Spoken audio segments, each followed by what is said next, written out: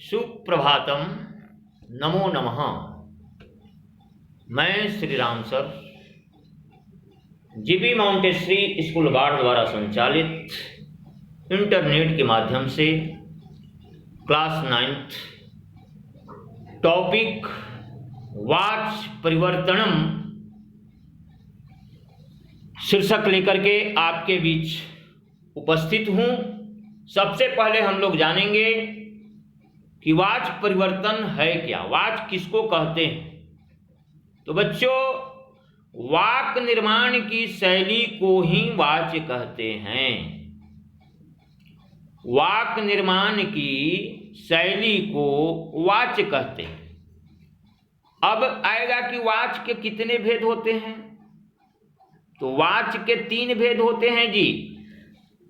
पहला है कर्तृवाच, यानी जिसमें कर्ता की प्रधानता हो और कर्ता के अनुसार क्रिया का पुरुष, वचन, लिंग एवं विभक्ति होगी, इसी को कहते हैं कर्तृवाच।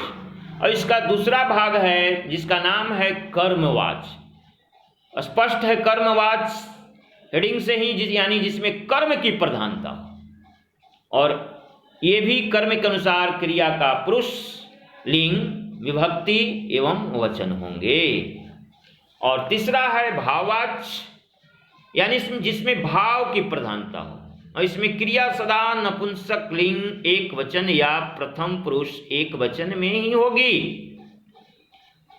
तो इसके बाद हम सब पढ़ेंगे वाच परिवर्तन के नियम, कैसे कर्ता को कर्तृवाच में बदलते हैं, कैसे कर्मवाच को कर्तृवाच में बदलते हैं। इसके पूर्व धातु के मुख्यतः 2 भेद होते हैं जी।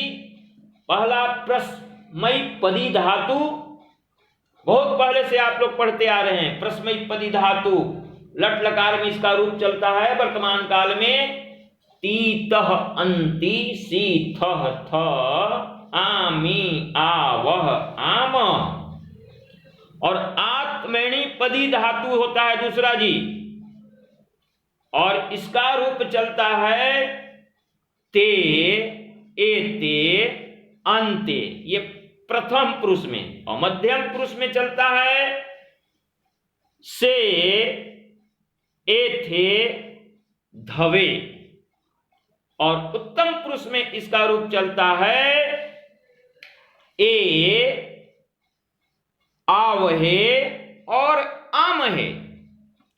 तो अगर हमको इसकी जानकारी हो गई तो बहुत ही आसान कन्वर्ट करने के लिए आप सबों को होगा। जैसे हम कर्तृवाच में पहला जो है, कर्तृवाच में वाक परिवर्तन के जो नियम हैं, कर्ता सबसे पहले, इसके बाद कर्म होता है, इसके बाद क्रिया होती है। आइए कर्तृवाच में इसके नियम को जानते हैं।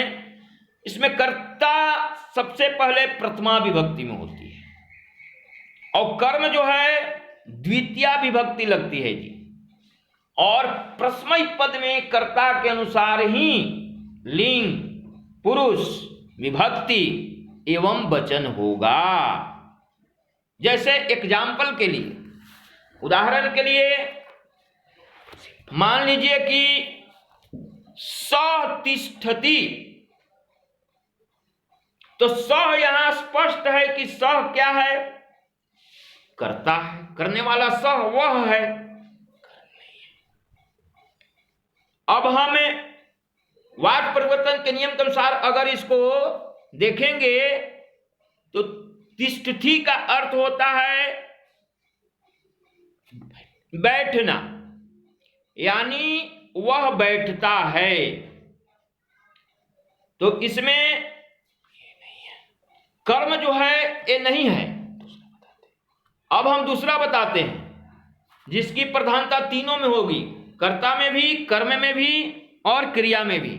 जैसे त्वम गीतम गायसी, यानी त्वम हो गया कर्ता और गीतम हो गया कर्म और गायसी तीतः अंति सी, त्वम के अनुसार सी लग गया, इसलिए गायसी हो गया क्रिया।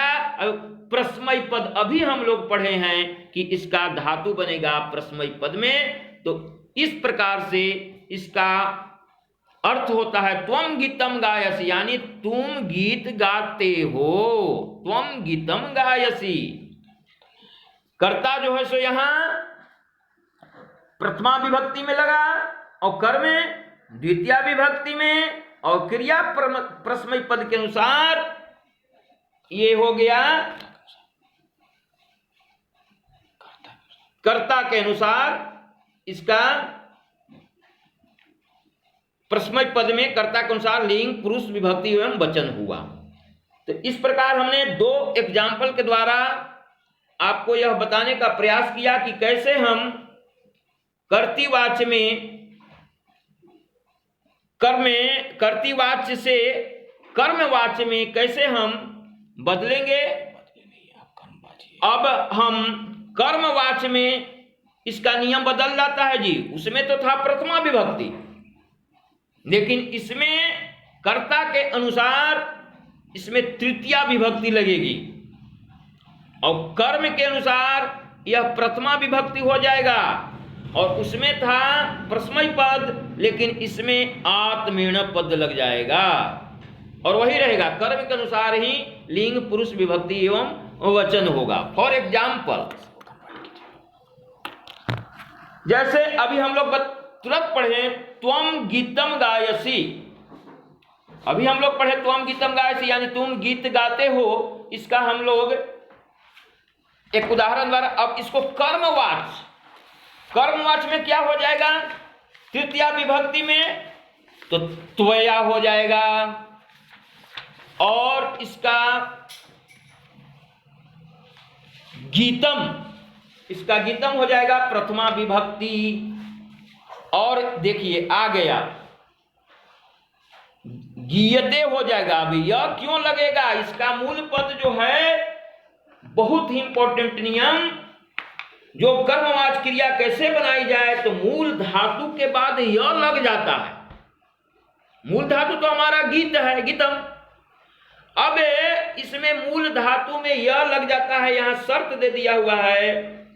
तो मूल धातु में गीतम जो था तो य लग गया, तो गीय, और आत्मनिर्णय पदों के अनुसार इसका पुरुष विभक्ति एवं वचन हो जाएगा ते, कर्ता के अनुसार। तो इसका हो गया, पूरा हो गया, बन जाएगा त्वया गीतम गीयते। इसमें था तुम गीत गाते हो, और इसमें हो गया त्वया, तुम्हारे द्वारा गीत गाया जाता है। अंतर हो गया। एक और उदाहरण लेते हैं, जैसे सह पाठम पठती। तो सह माने होता है वह, पाठम माने होता है अभ्यास, और पठती माने होता है पढ़ता है। वह पाठ पढ़ता है। कर्तृवाच्य में यह इसका वाक्य बना सह पाठम पठती। अब इसका कर्मवाच्य में हो जाएगा स तौ तेन। देखिए आ गया, कर्मवाच्य में सह का हो गया तेन, और जो पाठम था इसमें प्रथमा विभक्ति के अनुसार पाठ कर्म हो गया। और पुनः आ जाइए, यह जो पठ जो हमारा मूल धातु है इसमें यह लग गया, तो पठ्यते हो गया।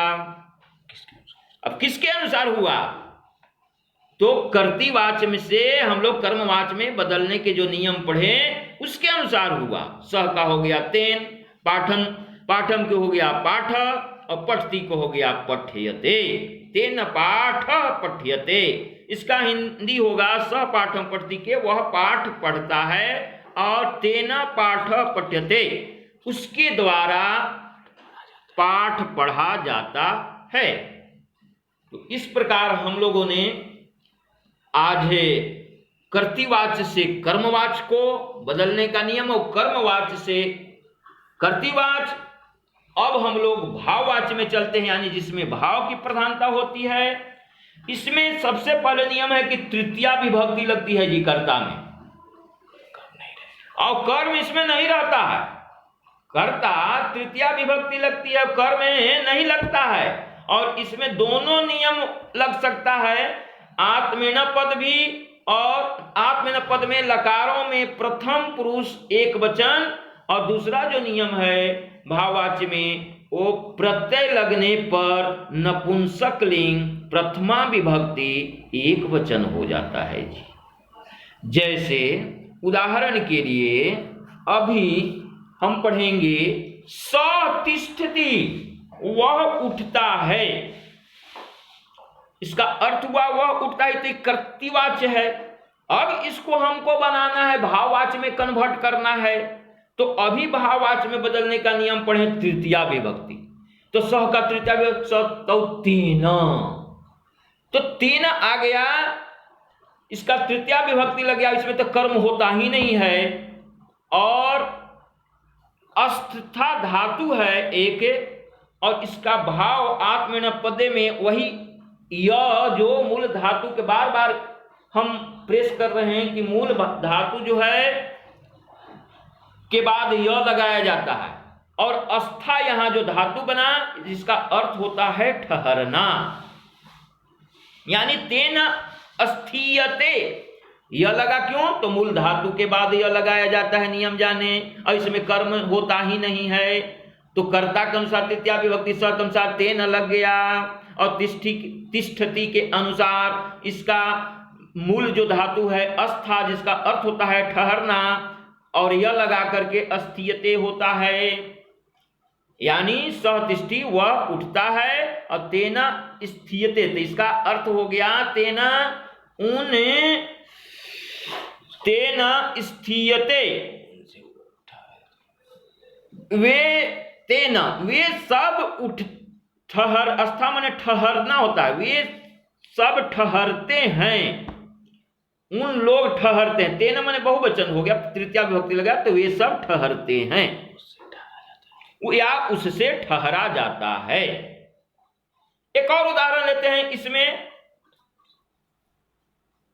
अहम चिंतयामि, तो अहम तो हो गया आपका कर्तृवाच्य, और इसमें कर्म लगता ही नहीं है, और क्रिया हो गया चिंतयामि, अहम के अनुसार मी, आमी आवा आम, अहम चिंतयामि, मैं चिंता करता हूं।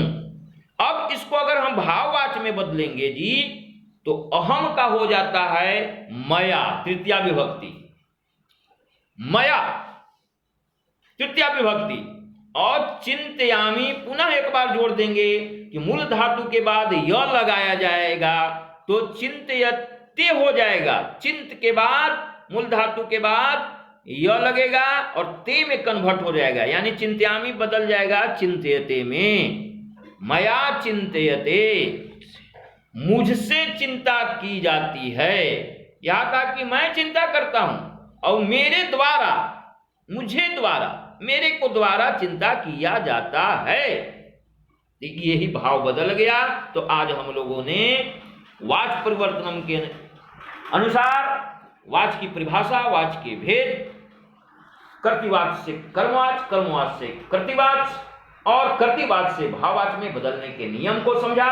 उम्मीद है कि आप लोग अच्छी तरह से नियम को समझ गए होंगे। मैं धन्यवाद देता हूं और आशा करता हूं कि आप घर पर अच्छे से इसकी अभ्यास के द्वारा तैयारी को करेंगे। पुनः एक बार धन्यवाद।